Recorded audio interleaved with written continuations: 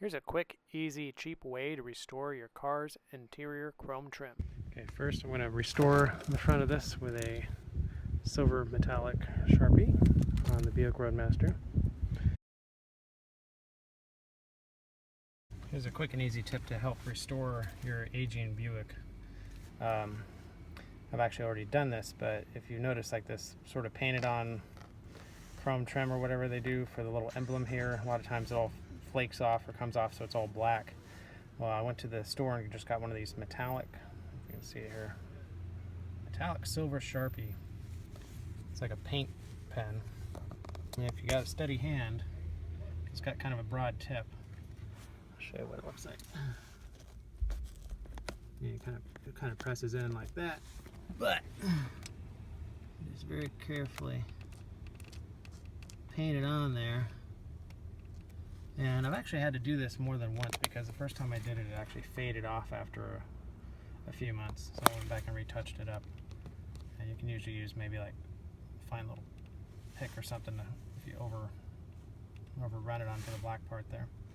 But considering it's all self-contained, that's pretty easy. I think about $2 for one of those. That looks pretty good.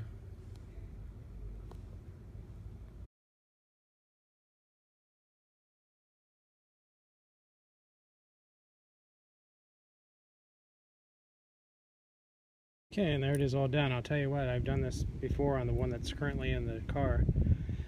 And it's a lot easier to do it when it's out of the car like this. But usually you want to be doing it like that.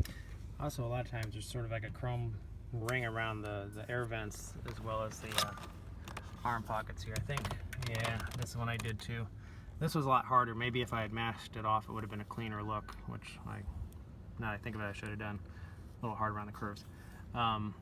You can kind of see where it's not real even, but this one had a lot of, I guess, sun damage and wear, so it was looking really, worse than this.